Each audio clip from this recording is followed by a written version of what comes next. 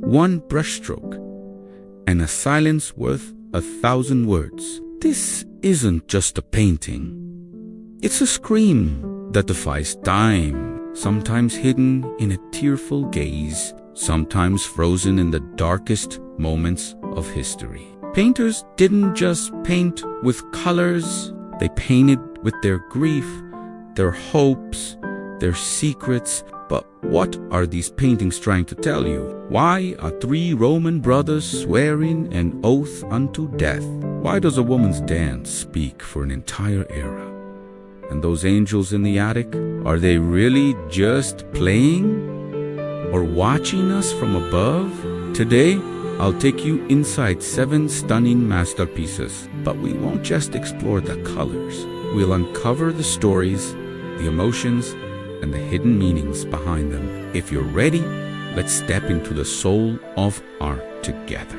The captivating stories behind 7 historic paintings. The Oath of the Hiroshi Jacques-Louis David, 1784, Neoclassical era, completed by Jacques-Louis David in 1784. The Oath of the Horatii centers on the legendary battle between the Roman Horatii and the Alban Curetes.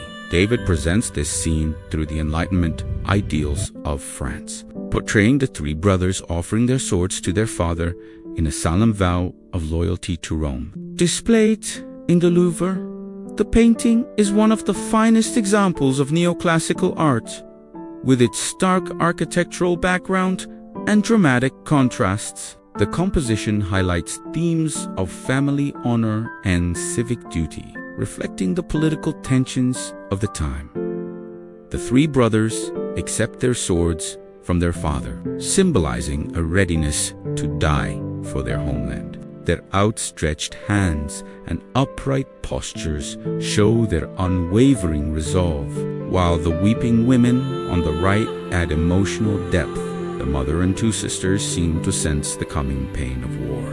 Among them is Camilla, fiancée to one of the Horatii, silently mourning her fate, knowing the man she loves will face her kin in battle. Her inner turmoil between love and national duty brings a haunting sadness to the painting. What future does Camilla foresee?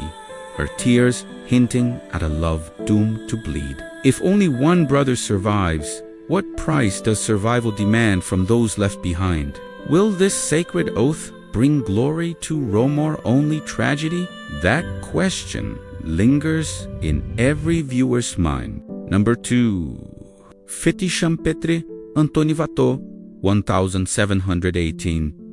Antoni Watteau, as Fete Champêtre, is a masterpiece of 18th century French elegance. In a glowing pastoral setting where green leaves shimmer in golden light, aristocrats gather for music, flirtation, and gentle conversation. This dreamlike painting defines the fete galante genre, a romantic garden party rendered with ethereal grace, billowy clouds, pastel fabrics, and soft, secretive smiles invite the viewer into a realm of nostalgic beauty and quiet longing.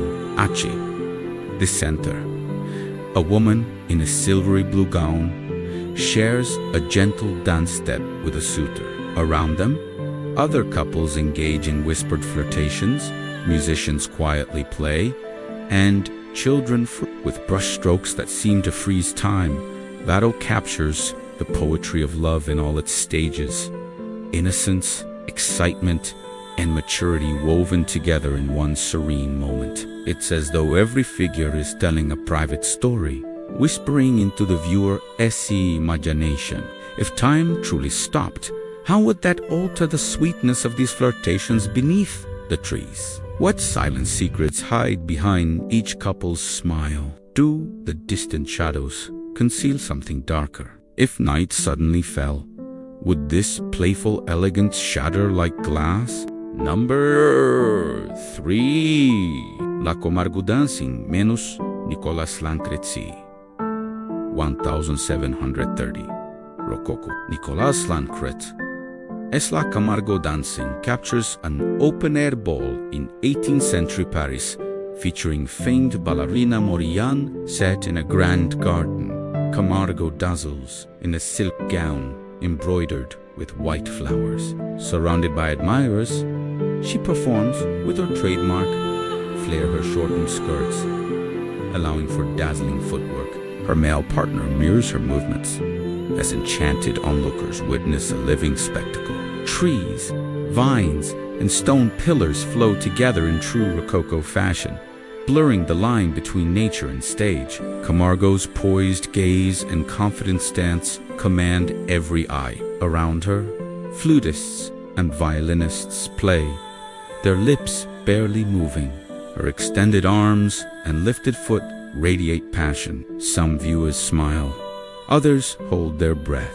Every twirl and tilt seems to begin a new legend in the audience's mind. Could Camargo's dance last forever, or would the illusion break the moment the music fades? What spark of secret romance flicker among the watching crowd? If a figure suddenly emerged from the shadowed greenery, how would this magical scene transform? Number 4. Ceiling fresco of the Camera degli Sposi, Andrea Mantegna, 1474, Renaissance. Andrea Mantegna's frescoes in the Camera degli Sposi of the Ducal Palace in Mantua are a triumph of Renaissance perspective. Painted between 1465 and 1474 to elevate the prestige of Ludovico III Gonzaga, this room is covered wall to ceiling with intricate scenes. The ceiling is painted as if it opens to the heavens, an oculus surrounded by blue sky and playful cherubs putty peeking over gilded architectural frames. Mantegna's illusion is so skillful, it tricks viewers into believing the stone ceiling has come to life. On the walls, portraits of the Gonzaga family mingled with guests in peaceful conversation, while the ceiling adds whimsy and wonder. Viewers kneel beneath it, looking up at the oculus where putti dangle and laugh. One precarious flower pot leans at the edge of a beam. Mantegna's quiet reminder that even the illusion of perfection can fall. His work influenced later Baroque masters like Correggio, setting the standard for immersive, lifelike. Beneath these false arches, who among us is truly brave? Or are we all just part of a clever illusion? Do the cherubs smile at us, or are they watching our every move? If that pat topples, would we feel a strange chill tug at our robes? Number 5. The discovery of the body of Saint Mark, Tintoretto, 1566. Late Renaissance mannerism. One of a series of grand oil paintings by Tito. The discovery of the body of Saint Mark depicts miracles from the saint's life, commissioned by Venetian patron Tommaso Rangoni between 1562–1560. The painting shows Saint Mark performing healings at the Bucolic Church in Egypt, not just bringing his relics to Venice, but working divine wonders in life. Saint Mark stands tall, surrounded by the healed and the faithful, as a divine beam of light shines down. A desperate man rises at the bottom, grateful yet terrified, while Rangone kneels in awe, witnessing the miracle. Chaos and drama fill the scene as a minute man writhes in pain as black smoke surrounds him, symbolizing a demon's release. This wild moment contrasts sharply with the calm holiness of Saint Mark in the top left. Rangone glows in the center, bathed in divine light. The sharp shifts in color and exaggerated perspective heighten the tension, pulling viewers into the miracle as if they are standing in the room. As the screaming man finds peace, which of us feels a tremor of fear? What silent prayer is stirred in Rangone's heart by Saint Mark's gaze? And can we feel that same serenity? As we look to the blue sky beyond, how can we tell if this vision is real or just a dream? Number 6. The Madonna of Chancellor Roland Jan van Eyck, 1435. Early Netherlandish Renaissance. Jan van Eyck's masterpiece from 1435, the Chancellor Nicholas Roland praying across from the Virgin Mary and the Christ child. Roland, cloaked in fur, kneels on the left, while Mary sits on a throne with baby Jesus in her arms. The painting is rich in symbolism and detail, characteristic of early Northern Renaissance art. Between the arches behind them stretches a panoramic view of Roland's hometown of Orton, filled with forests, spires, and rolling hills, glowing with serene northern light. In the small garden in front of Mary, each flower symbolizes a Christian virtue: lilies for purity, irises for innocence. In the shaded corners, 2 peacocks and 2 magpies stand in silent tension. Peacocks for vanity and the sacred, magpies for evil. This duality reflects the inner conflict of even a powerful man like Roland. Default text: despite standing beside the Virgin, their equal size suggests her divine superiority over mere worldly power. The infant Christ raises his hand in blessing, holding a globe to represent dominion over the world. What secret desire lies hidden in Roland's heart as he prays in such luxury? Who are the 2 mysterious figures wandering the background, and how do they belong in this sacred moment? What future does this sacred trio carry in their silent gaze? Number 7. The Marriage of the Virgin, Raphael, 1504.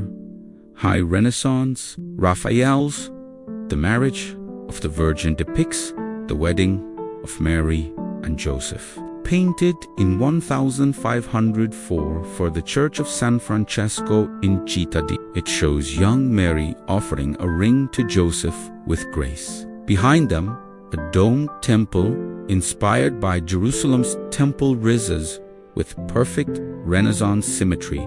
Behind every painting lies a voice that still whispers through the canvas, begging us not to forget. Some told stories of love, others cried out from the wounds of war, but all of them, every single brushstroke, was a piece of someone's soul. And now, you've heard their stories. If these paintings moved you, if they made you feel something, a chill, a memory, a question still lingering, then don't let it end here. Like this video, share it with someone who loves stories as much as you do. And if you haven't already, subscribe to the channel, because there are so many more untold emotions waiting to be discovered. Art never dies. And as long as you're here, neither will their stories. See you in the next masterpiece.